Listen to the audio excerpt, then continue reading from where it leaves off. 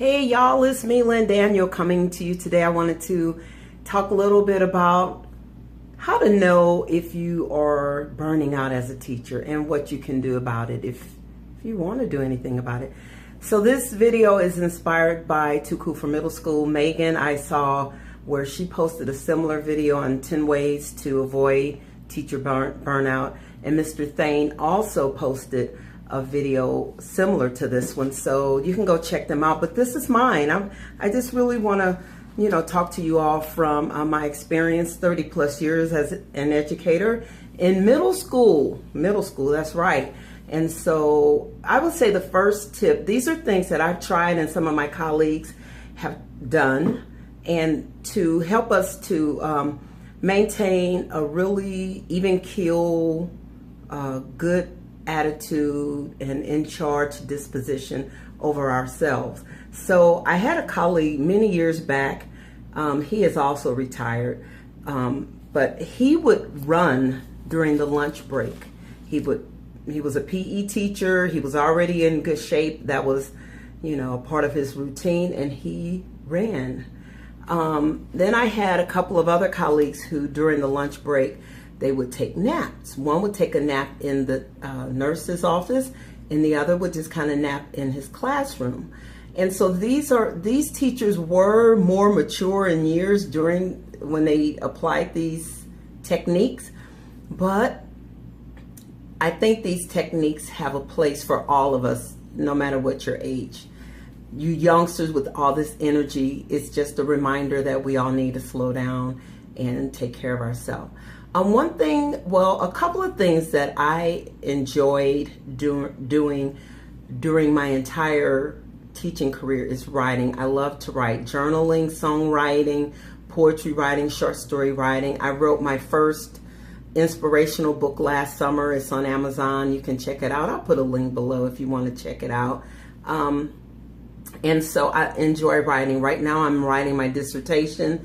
I'm finishing my chapter 2, moving into chapter 3. And so, writing for me has been a way for me to express things that are on my mind, my feelings, my desires, things that bother me, listing pros and cons, and help things. Writing helps me to problem solve and to work things out, I think, in a easy or secure format before I verbalize it to others, or if I don't need to verbalize it to others first, then I can journal it. I have a friend from high school. When we were in high school, this friend isn't a teacher, but this friend's parents were teachers, and this friend had shared that her mom was told to journal her dreams, because in your dreams now I'm no dream expert, I'm no psychiatrist or psychologist, but from my understanding, when we dream, we are expressing hidden, unexpressed emotions, concerns, worries, fears, desires, wants, whatever, and they manifest in our dreams. So this friend's mom was told to journal her dreams. So I guess to get it off her mind, so she would reduce her worry and her stress level, is what I suspected that was for. And so, the things that worry us about our job or that bother us about our job, we can journal those things. We can also pray. Praying, I enjoy praying. I am a Christian. I believe that Jesus Christ is my Lord and Savior, and that God, through his infinite wisdom, constructed a plan of salvation for man to give us a choice. And so when the earth fell into sin and rebellion, God didn't leave us there. He gave us a choice. And even though that choice seems a bit graphic through Jesus, his death, being beaten and hung on a cross, that's very graphic. It's a reminder of the high price that God was willing to pay to give us a choice to either accept him or not. So that's enough of me preaching. That's my belief. Right, that's what I hold dear. And so I believe that praying is another way to reduce stress and to help you to handle the problems that you face, or the fears and worries and concerns that your children, your students are undergoing, and that you yourself are undergoing, and talking to God. Praying is communicating with God, and telling him what you are thinking or what you want, and then waiting to listen and to hear what he has for you as a solution.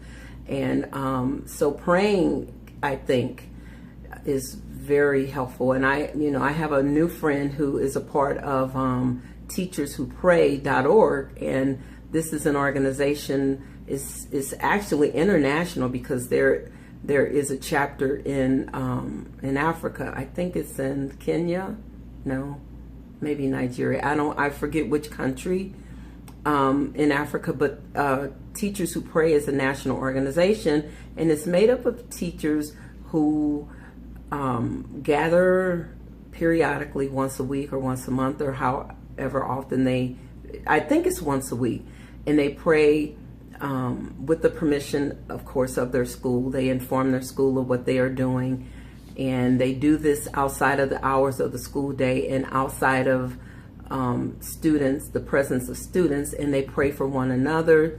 They maintain confidentiality in the prayer group. They really lift each other up. They pray for their professional needs, but also their personal needs and concerns as well, because teachers are human, and we undergo various problems and trials and situations in our life that those of us, or those who have a church home, can gather that support from their church home. But then sometimes people just don't understand the profession of teaching. And as a middle school teacher, I feel oftentimes that my friends who teach in elementary, they don't understand middle school. I think my high school colleagues get it a little better, because they understand that phase of development that the students are undergoing, moving from adolescent to teens. So I think they are more empathetic towards middle school teachers and our concerns about the increasing independence of our students and how that is manifested in the classroom, how it is expressed. Some of the choices they make are good, some are not good, some are worrisome. Some of the colleagues or friends, the peers they associate with, and the problems or the things they get involved with because of that is worrisome. Some of them come from family homes that are problematic or that are very highly stressed for various reasons. So, praying is one way that you can help to reduce your stress. Some of my friends meditate. They find that just sitting in solitude and being very still helps them. Another thing, that I do, I like to hike. Now, I've been hiking the trail since high school. In high school, I took an outdoor education class, and in that class, we learned very basic survival stuff, techniques and everything. And hiking was one of the tasks that we learned. We went on an outdoor overnight camping field trip, and so we had to hike alone, like hours, miles and miles that next day. So only using a compass, like some directions on a paper, not really a fully mapped out map, and then a compass, and we were able to get to our destination. So within like 3 to 4 hours. So yeah, I like to hike. I just enjoy the nature. I really prefer to be in nature instead of on a man-made trail. Now, a man-made trail is fine, because at my former park, it was a man-made trail. It was a beautiful park that had, I guess, once been a farm or owned by some family or somebody, and it became a beautiful community or county park, and it had miles and miles of trails. The trail I walked on was 2.5 miles, and I would do that whole trail in like 45 to 50 minutes, sometimes an hour if I slow my pace. And I just enjoyed it. It was not flat either. It was, I would go, I would walk it counterclockwise. If you walked it clockwise, you were going downhill most of the way. And I challenged myself. So I preferred to walk it counterclockwise so I could be going up the hill and really getting in some exercise. And to me, that helps to just drop off the stress as your body is working and, you know, it's building when it's exercising, is doing its own functions and things in there to make your body healed and whole. And so, yeah. So the last thing, and I can't even remember what number this on, but the last thing I'm going to share is have a hobby. Like, I was a part of a songwriting academy for many years, and I sang in a world-renowned chorus for many years, many seasons, 6 seasons, before I started my doctorate. And so having hobbies, something that you are very good at, something that you can improve, something you can share with others, something that you can teach to others. In the Songwriting Academy, you know, I would collaborate with professional musicians, songwriters, instrumentalists, and I would write songs and put it to their beats and share it and write poetry on there. And it was, we would talk about each other's work. We would encourage each other. And these were members from all over the United States, Germany. I have friends in Germany and other parts of Europe and Africa. And it was fun. It was fun. So have hobbies, something that you can do. Now, songwriting became expensive because I would eventually purchase instrumentals and then write to those instrumentals and go to the big recording studio, one of the biggest ones in St. Louis, and record. And so it became kind of expensive, but I just dedicated, you know, a little chunk of my pennies to that because it was something that I really wanted to do. So these are all tips that I think could benefit you to help you to relieve stress, reduce stress, avoid teacher burnout, or maybe help you to work through and manage through some teacher burnout and turn it around. But if you're really burnt out and you know you're done, then exit gracefully. Exit gracefully. That's how you do it. You leave the party gracefully. You just take your bow, your curtsy, and you say hi to everyone and shake hands, and you leave.